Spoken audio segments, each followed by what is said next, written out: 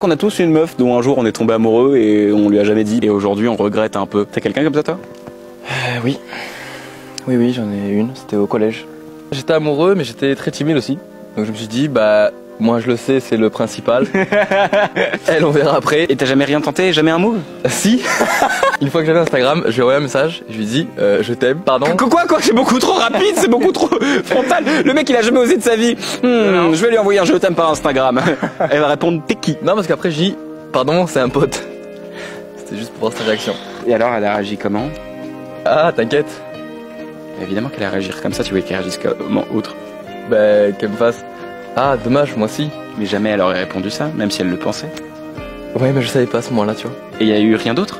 Ah non. Si tu pouvais lui adresser un message maintenant tout de suite, si jamais elle regarde la vidéo, tu lui dirais quoi? Je t'aime. Non je rigole, c'est un pote qui m'a dit de... Ah, c'est moi le pote. Oui. Mais après si, c'est pas grave. Je crois qu'on a tous quelqu'un dont un jour on est tombé amoureux et à qui on ne l'a jamais dit parce qu'on avait peur. Est-ce que quand je te dis ça, ça te fait penser à quelqu'un? Oui, Calista.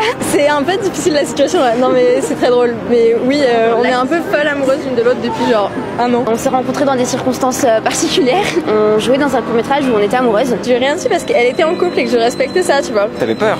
Non, oui. Et donc attends, parce que c'est génial, t'as fini par lui dire? Disquette sur disquette, mais comme j'en faisais aussi pour rigoler, j'ai pas compris que c'était une blague. Et puis un an après, elle était là, mais tu sais Nora, j'ai eu un énorme crush sur toi. Et j'étais là, ah bon, c'est pour de vrai? Et maintenant vous êtes ensemble ou pas? Non, c'est qu'on est tout le temps genre ensemble de toute manière, donc C'est un peu comme si vous étiez déjà ensemble? pas vraiment, mais... Moi je dirais, moi je pense qu'il y a des déclarations d'amour qui sont en train de se perdre en ce moment même. Mais après moi je veux pas forcer les gens, je suis pas un mec qui force, je suis pas de là-dedans. Dans tous les cas, quelles que soient les définitions de notre relation, je t'aime très fort et genre je suis hyper reconnaissante d'être à tes côtés. C'est réciproque aussi.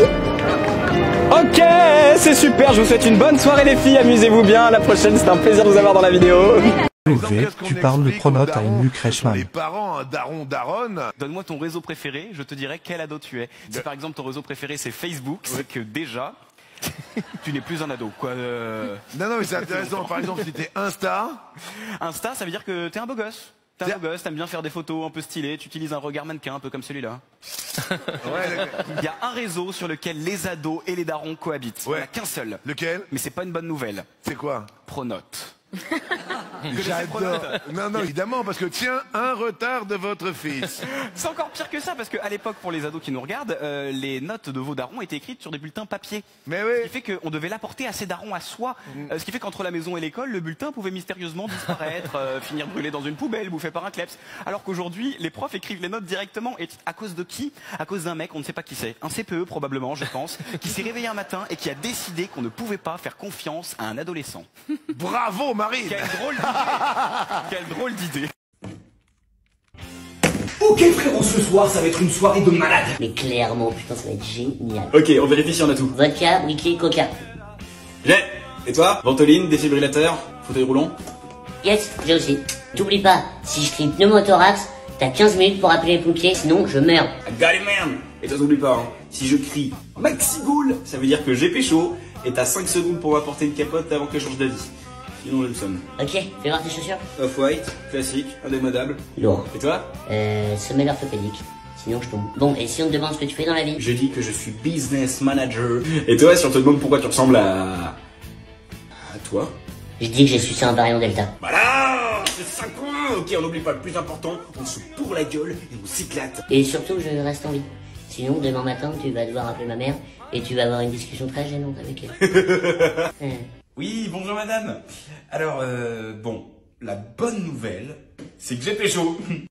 J'explique les nudes et les LED rouges sur France Inter. Nude, évidemment. Le nude. Alors attention, je précise qu'il y a une règle intangible sur Snapchat et dans le nude. Tu ne mets pas ta tête et ta tub sur la même photo. D'accord. Sinon, on te reconnaît. Je suis ce genre de soirée que vous passez seul avec votre ami, pas de chill tranquille sur le canapé à mettre Netflix, mais plutôt dans le lit ou tout autre endroit où vous aimez faire l'amour d'ailleurs, avec forte dose de préservatif. Je suis la soirée LED rouge. ouais, bravo. Ou LED verte pour Yannick Jadot, c'est la même chose, mais ensuite on s'essuie dans les fougères. Et attention.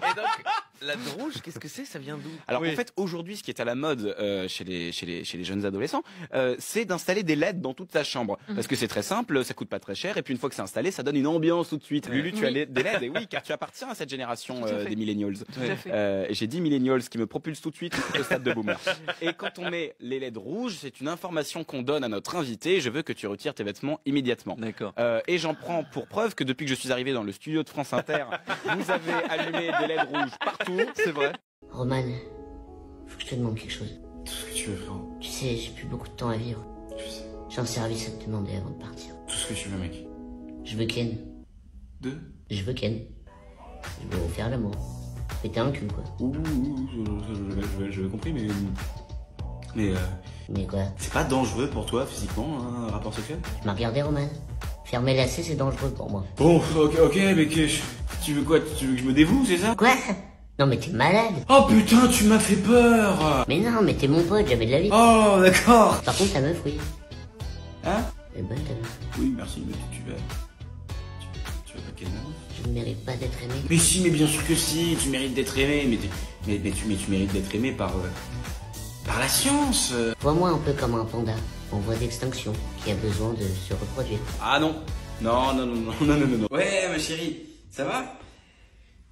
T'as déjà su c'est un panda, toi? Comme ça, là. TikTok depuis 7 semaines. J'ai 4 amis. Allez, c'est super, maintenant je suis avec Alex Vizorek. Je crois qu'on a tous quelqu'un dont on est tombé amoureux et à qui on ne l'a jamais dit parce qu'on n'avait pas de couilles. Est-ce que toi, quand je te dis ça, ça te fait penser à quelqu'un? Déjà, ma maman, on le sait tous les deux. Bon, on se le dit pas parce que par pudeur, tu sais, en Belgique, ça peut partir très vite. Hein, parce que on se dit bonjour, un peu de bris et paf, ça. Il y a ça. J'ai une angoisse des râteaux. Et j'aurais adoré m'en foutre des râteaux. Parce que ceux qui s'en foutaient des râteaux, bah, ils tentaient 10 fois. Et il y en a bien une fois où ça allait marcher. Et voilà. C'est la roulette russe. Il y a un moment, paf, ça tape, quoi. Je sens que c'était un peu ta technique. Et non, qu'est-ce qui te fait dire ça, Alex Vizorek? La certitude. Et donc moi, l'objectif était de faire dire à la fille qu'elle était amoureuse de moi. Ça a mis longtemps, quoi. Comment tu faisais? C'était quoi ta technique sur le jeu? Je sais pas, j'essayais d'être irrésistible. Mais non, bah oui, tu te Non, oui, ça marchait pas, bien sûr. Sur toute ma période 12... 18. T'allais dire 35. Non, après j'ai compris le système. Tu peux vraiment les aider à te dire que c'est bon. Imagine, il y en a une qui te regarde là. Si tu crois que c'est toi, n'hésite pas à venir sur mon nouveau profil TikTok. J'ai pris un mot récemment, LeBron James. Okay. Ça veut dire quoi ça? T'inquiète, c'est le basket, c'est vrai, c'est le basket. J'en ai découvert un autre de mot qui veut dire la même chose que LeBron James. J'ai appris ça tout à l'heure. La pinouf. Alors il y a la pinouf. Il y en a un autre encore. Doja Cat. Doja Cat? C'est pour les filles, ça, c'est pour les filles. Ah ouais? Dogby aussi, c'est pareil. Dogby? Dogby, ouais. Tu connais pas Dogby? Non, je connais pas Dogby. Big up à Dogby. C'est un streamer. Et on a repris son surnom pour la pignouf, quoi. Pourquoi lui? Je sais pas, il a rien demandé. Hein. David Michigan. Ah ouais, oui. C'est la sauce Michi, c'est la sauce Michi. La sauce Michi. Qu'est-ce que c'est que cette ambiance? Faut allumer, là. À la lumière! Mais qu'est-ce que j'ai mon petit biquet? C'est Mélissa? Elle t'a laissé un vue sur Insta, c'est ça? Pire que ça. J'ai pas de réseau, mais ma vie elle est foutue, mec. Mais sans réseau, je trouverai jamais de boulot. Putain, même pas une alternance dans une quincaillerie à Roubaix. Et t'as pensé à lever le bras pour le réseau? Mais t'es teubé, toi, je te parle de mon réseau professionnel. Y a personne qui peut m'aider à trouver du taf, j'ai même pas réussi à décrocher un seul entretien. Ah ouais, c'est chaud, t'as raison. Bah attends, je vais remettre la musique. De ma gueule en plus. Ouais, un petit peu. Mais bon, c'est juste que tu sais pas faire, c'est tout. Oui, bien sûr, et c'est toi qui vas m'aider en plus. Moi? Bah non, attends, j'ai pas le temps, j'ai du boulot. J'ai un travail. Pardon. En vrai, ce que tu devrais faire, c'est que tu prends ton portable et tu vas t'inscrire sur LinkedIn. En plus, t'as de la chance parce qu'en ce moment, ils organisent un coaching gratuit. C'est le 10 novembre et ils vont répondre à toutes tes questions. Parfait pour un débutant. Ok, mais je dois faire quoi? Toi, t'écoutes. Et eux, eh ben, ils vont t'apprendre plein de trucs. Comment te créer un profil, comment l'optimiser, comment se construire un réseau sur la plateforme, voir les métiers qui t'intéressent, ceux où il y a des opportunités. C'est génial. Bon, vas-y, je m'inscris tout de suite. En plus, il paraît que le lien est en commentaire épinglé. Combien de temps que t'es enceinte là 8 mois et quelques. Donc là en fait c'est pour tout bientôt. Le repas est bientôt prêt. Le poulet est bientôt cuit.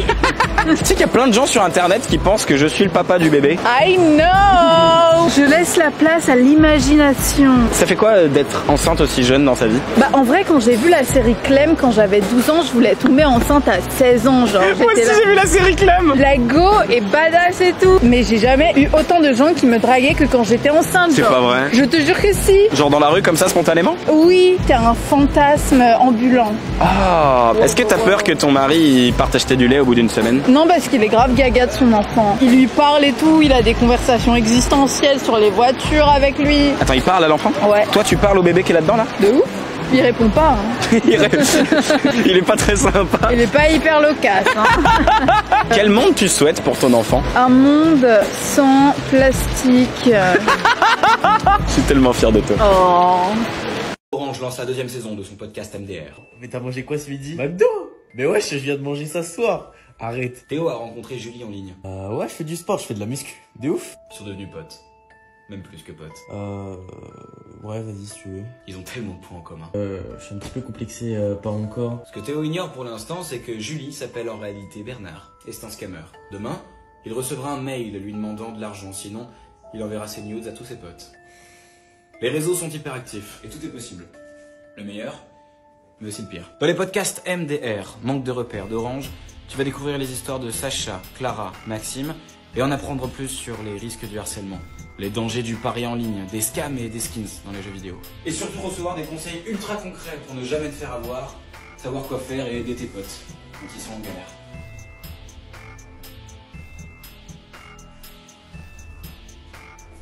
Les podcasts sont hyper bien réalisés et ultra immersifs. Moi, quand j'étais ado, j'ai beaucoup joué au poker en ligne avec la CE de mon père. J'ai un peu gagné et beaucoup perdu. Jusqu'à ce que... Enfin, t'as capté quoi. J'aurais adoré avoir pu écouter tous ces podcasts. Alors fonce, et te fais pas avoir.